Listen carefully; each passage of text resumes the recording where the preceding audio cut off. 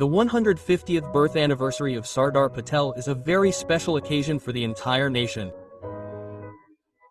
Sardar Patel was one of the greatest figures of the nation in modern times.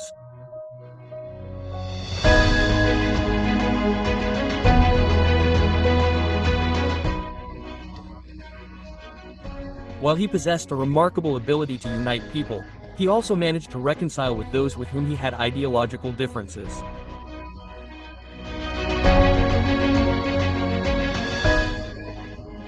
He observed and evaluated even the smallest details with great depth.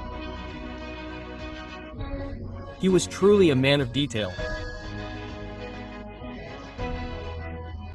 He was also a master of organization and a master at planning and strategizing.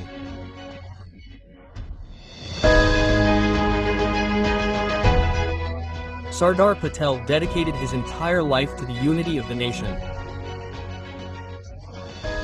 He connected the Indian masses with the freedom movement. He worked to connect the issues of farmers with independence.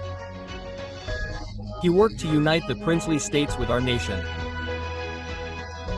He continues to instill the mantra of unity and diversity in every Indian.